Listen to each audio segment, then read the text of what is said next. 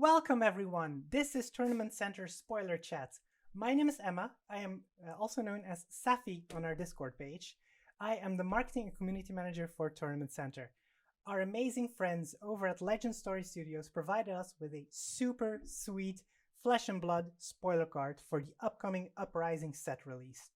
Now, I am by no means an expert on how to judge these cards. So, to provide you all with some insights on all its wonderful applications, we invited some top flesh and blood players here with me today to join me in this spoiler chat. Let's see what their first impression of the card is. But so, today I have with us the top 8 battle-hardened player in Krakow, the #1 ranked player in France, 22nd place in New Jersey, YouTube and content creator, TCG pro player, Pierre Canali.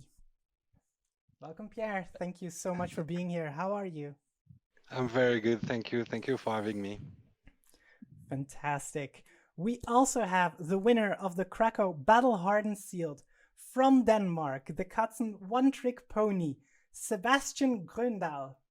Welcome. How are you doing, Sebastian? Well, I'm doing great today. Thank you very much. Fantastic. And of course, the Krakow champion himself, Yuanji Li. Hi, Yuanji. How is it going? It's going good. Thank you for having me. Fantastic. We are so happy to have the three of you here, and we have a couple things to go over today. We'll start by having a quick check at the spoiler cards and get your thoughts. We also have some announcements. Today we had the release of The Calling Utrecht. It is the announcement. It's finally here. And they also announced the European Champions Battle. So I checked with all the requirements and all three of you qualified to go there. So we'll have a little chat about that. But let's get the big thing out of the way first. Let's have a quick look at that spoiler card. So meet the card. The artwork has already been seen on the LSS page. It is Dromai Ash Artist, a draconic illusionist hero. Dromai says, whenever you pitch a red card, create an Ash token. If you played a red card this turn, dragons you control have go again while attacking. This is kind of interesting. Do we know what an Ash token does? Yes. I do believe that you need to know it to completely be able to check the power level of this card. So let's have a look at the Ash token. Material card. While Ash is under an object, that object has Phantasm. And it's a Draconic Illusionist token, Ash. Okay, well, let's go back to the Dromai card, I guess. Does that mean that dragons are objects? Not sure about that. I think at least there was one of the invocations that was spoiled already, right? Yeah, right. The one where you had to sacrifice or something like an Ash, and then you got a dragon for doing so. Yeah. Yeah, I think probably like these Ash tokens you use to summon the invocations. Yeah, that makes sense. I mean, it's really interesting how like the last illusionist functioned with yellow cards, and now we have one that functions with red cards. And it wants you to pitch red cards, which intuitively you don't want to do, but yeah, in this case you want to do that for getting these Ash tokens. Yeah, I think the first thing that I'm curious about, so far we don't know how the dragons would attack, because they don't have attack as part of the one that was spoiled. Doesn't have attack as part of the text. It just has like a power.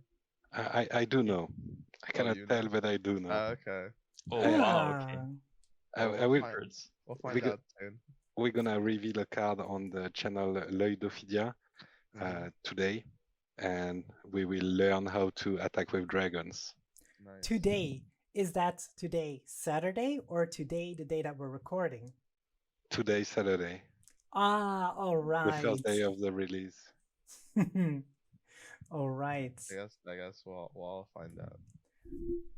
There is an easy way to attack. That's what I can say. Okay, sounds good.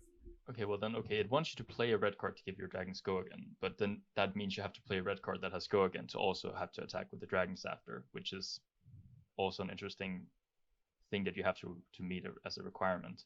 Yeah, it could be a non-attack action. Who most of them as go again. Can I see the token again? Of course.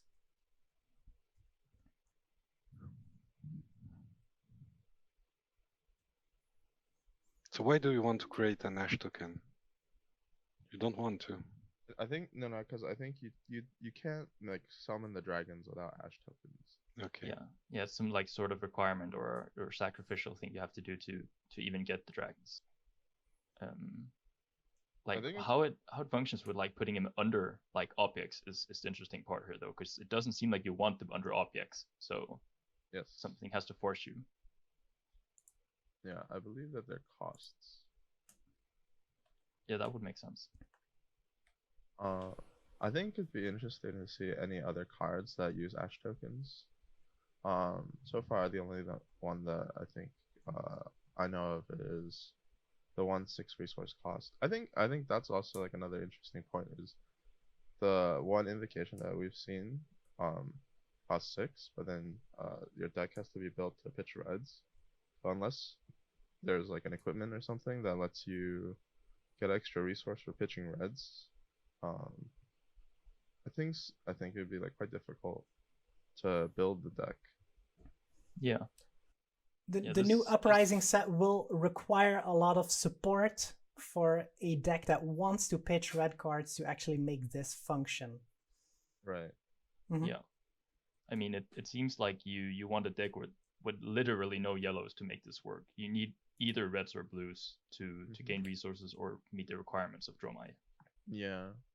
I think I heard James White saying that Dromai will be a control deck, if I'm not mistaken. Yes. So maybe you will have to block a lot, set up your pitch stack for the second cycle, and at that point you can have a few yellow or blue for the second cycle that you pitch, and you will be able to pay for big cards, expensive cards, and pitch a red in the process. So you will be able to have it all, maybe. That's interesting. Yeah, I mean, normally if you have a deck that has quite a lot of reds, like the power level of the deck should be pretty high. When you like one of the issues that decks like Guardians have that run like a lot of blues is that most of their hands you really need to attack with like your weapon in order to kind of have like consistency, like power consistency. But I think most illusionists' weapons shouldn't like attack for a lot of damage. At least the ones that we've seen so far. Yeah. Well, that's also an interesting question. Like, what will the weapon be for her this set, and will there be both a token weapon and a majestic weapon? Because that could affect the playstyle a lot. Well, as far as I know, it will be a control deck, so it will try to dominate the opponent. It will try to build a board, so we'll have to see what that deck does. Currently, we are. I mean, it's so difficult to say because this deck is so dependent on the tools we get for the deck. Like, we need to see more cards to really say what this is gonna do. But I mean, we can obviously make some predictions here. I don't know if any of you play Prism or like used to. Yeah, I've played a Prism quite a bit. I try to, but my ears start bleeding, so I stopped. It's not my style. I'm more like a wild player, so I can play the Herald Prism, but I cannot play the Aura Prism. Yeah, I used to play Prism, like Auras, actually like before Everfest even.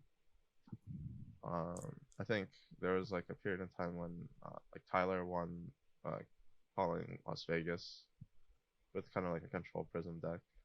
I think I see like the point that you're trying to make where this could be like a different version of that. So like instead of playing like a lot of auras, you can try to summon a bunch of dragons maybe. Yeah, I mean, Yeah, that seems like it. I mean, you just have the dragons instead of the auras, and then they attack the dragons instead of being auras. Then it sort of functions similarly, just around red cards instead of yellow cards. Yeah. Yeah. I think the only downside, like the main difference, is that auras are like really, I think, hard for go wide decks to attack. Just because it's like every time you attack an aura, like especially like the ones that don't cost any resources from Everfest, you give up like 4 damage. But if you attack an ally, one, you can get hit triggers off of attacking allies, and then also you can hit them with like your lower power attacks if they have. It depends how much health they have, I guess, right? Like if you have like really high health ally like the one that we've seen, then it can be quite annoying. Might have to spend more than 1 card on it. But that one costs 6. If assuming that there's cheaper ones, I don't know how much health that they would have. Maybe like 3 or 4. If they have 4, I think it's good. If they have less than 4, I think it could be a little bit easier for like aggressive decks to attack. Yeah, we have seen cards like Ice Bolt from Ice Wizard Action, who is able to deal 3 damage to any target. So it will probably affect allies, and it's not any hero; it's any target. So it will be important to kill the dragons probably. Yeah, definitely. Yeah, I think I agree here. Like as Yuanji says, and you say here that there will definitely be targets that are worth shooting for 3 or 4 or 5 in the red and yellow case. So there has to be some allies that are worth killing with that, because it's really difficult for the wizard deck to mount together 2 spells. I mean, especially for Icelander, 2 spells in a turn to get up to kill a 6 health target. So there should probably be 3, 4, and 5 health targets that are worth killing.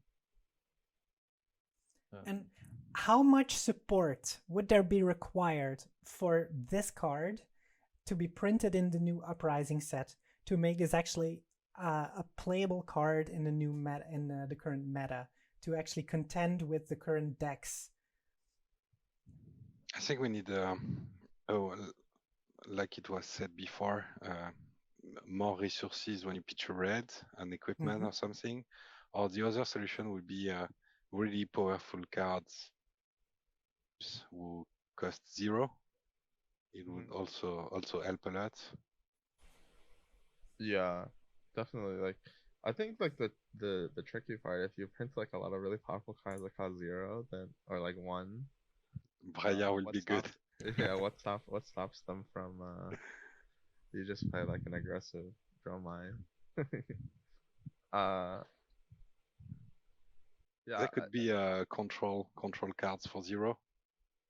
Who doesn't attack for 4 go again, for example. Not another Scar for Scar, but more like I don't know, something that can help you take the controller on the board. Yeah, I think the other thing that we can talk about is the illusionist cards that currently exist and whether or not that they fit with I think this game plan. So for example, you have all the auras from Everfest. Those are blue. And while it doesn't synergize with Dromai's like hero ability, like it's like a way to counteract the, I guess like the negative effect of having Phantasm, for example. I think if you there's a I think it's called what is the aura called? I forget. It's the one that I always end up cutting. It like removes Phantasm from your first like from your first illusionist attack. Yes. So cards like that. Yeah. I mean, depending on what the deck wants, then that could be a very good possibility. I think those like blue illusionist cards, I see them all the time. They seem very generally good in the illusionist decks. I don't know if this applies to her, but they seem really, really good when they're played against me. I don't know what other cards she'd want from what we already have though. I don't know if you have a larger knowledge on the database of illusionist cards. I mean, most of the ones that are generic are just like powerful attacks with Phantasm. So you have like Enigma Chimera. There's Enigma Chimera. There's the one from Everfest. That's like I think the red one is like 2 for 7. When if they break it, you can put a 0-cost aura into the battlefield. There's But if you don't have Luminaries and you don't have a way to give go again to your red Herald, it won't synergize with Dromai. Yeah. Yeah, no, Well, she needs some weapon to do that for her, or other item. Yeah, I think potentially. I mean, it's possible. You have like a sequence where you play like a non-attack action. You attack with your dragon, And then you finish with an Herald. Yeah. Yeah. It can be heralds, but there's some illusionist attacks that aren't that are just generic attacks. I mean, Yuanji, as you said there, I mean, we didn't even consider this. Like, when they play a card to summon one of these dragons, it's generally probably a red card. So that already activates the go again by itself. Mm-hmm. So, I mean, it's probably a lot easier to activate the go again than we initially gave it credit for. You probably don't have to make some grand attack or play some cards that you don't want. You can probably just do it with the built-in cards that you already want to play.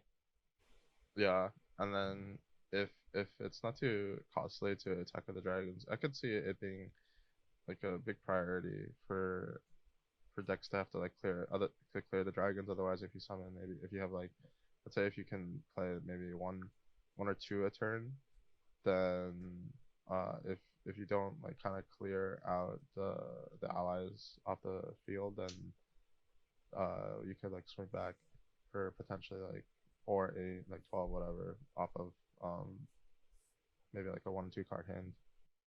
I can say that attacking with dragons is cheap. Mm-hmm. It's cheap, I see. It's cheap. It's so nice to have you here on board. You clearly have a little bit more knowledge than the rest of us, but it helps so much in this discussion. That just little piece of knowledge helps so much. Thank you. Yeah, insider information is key. It's really nice. Yeah. Is it cheap like it doesn't cost a lot of resources? Is it cheap as in it's very like unfair? I don't know when this video will be released and when our video will be released, so I don't know if I can say a lot of things, but I can say that it won't cost any resources. It will be free, so that's the good news. Nice. But maybe summoning a dragon will be expensive. I don't know. I have no clue. The only one that we've seen costs 6. Yeah, and then if you want to play a lot of red cards, then it sounds fair enough so far, at least. Mm-hmm. Yeah, I mean, I think otherwise it's gonna be difficult to say anything more right now. So yeah, we will need to wait for the other cards. All right. Well, thank you so much for your insight on this card, on this topic. It is fantastic. Thank you. Let's have a quick look at Utrecht. It is coming on the 22nd to 24th of July, and the Friday will feature a European Champions Battle, a special invitation-only event, which will feature a prize pool of $5,000, and it is free to enter for any European player who made the top 8 of a calling event, 2021 Nationals, or 2022 Battle Hardened. What do you feel about this? First thoughts. European Clash, Champions Battle. Go. I think it's amazing. Yeah, I love it. I heard about it today and I was just immediately in. I'm definitely going. Will you be able to make it? Do I count as a European player? I need to check, but you did win the Calling Krakow, so I'm not sure. Okay.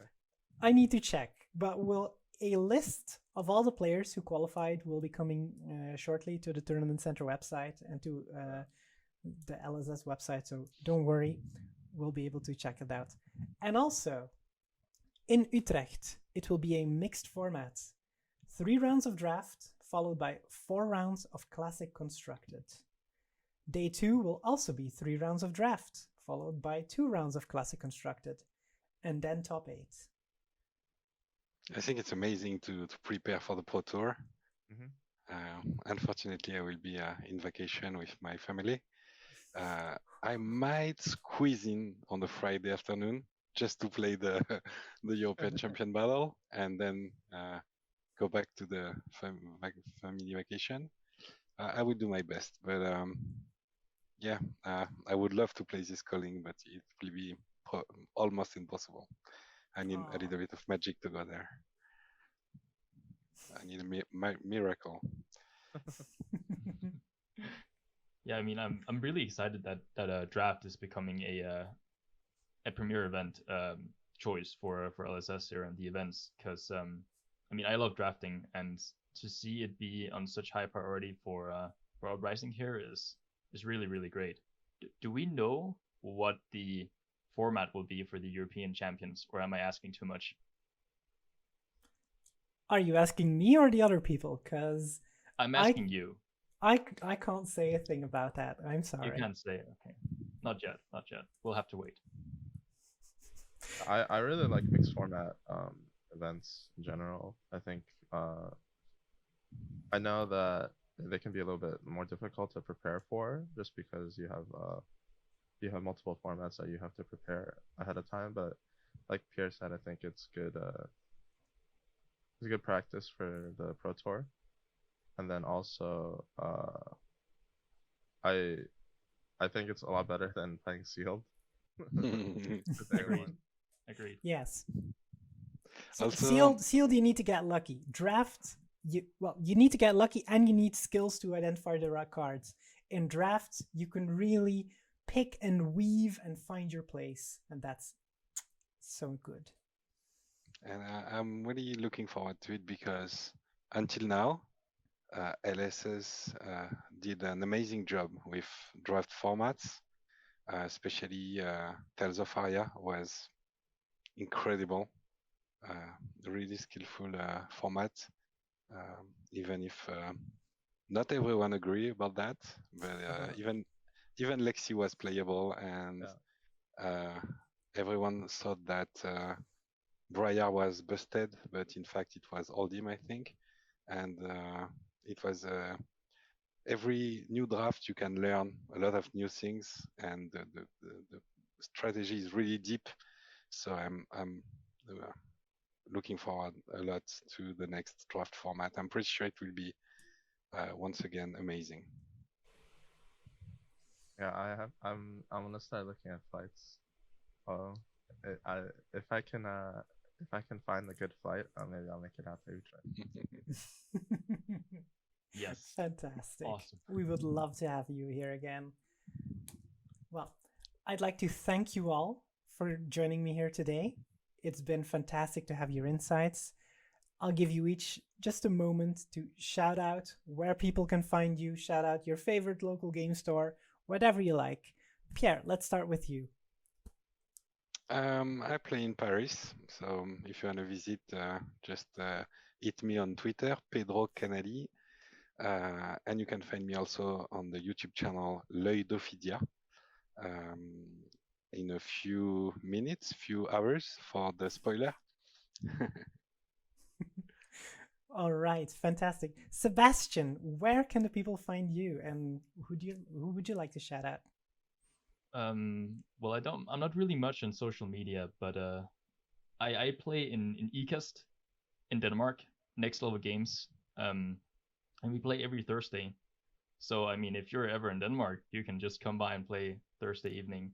And then of course there are lots of other premier events and then Road to Nationals, all that sort of stuff in Denmark. So feel free to come by. And yeah, if you wanna chat with me or text with me, you can find me on Instagram at Grøndal. That's SGROENDAL.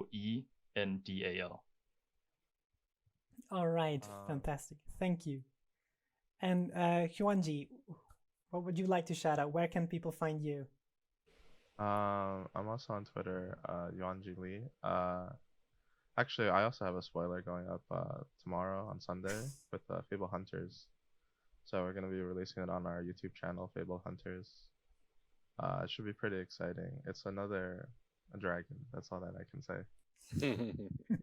Cool, cool. All right. So make sure to check out that YouTube video, that spoiler video, both of them. It's so nice to have you. Thank you so much. And until next time. Bye. Bye.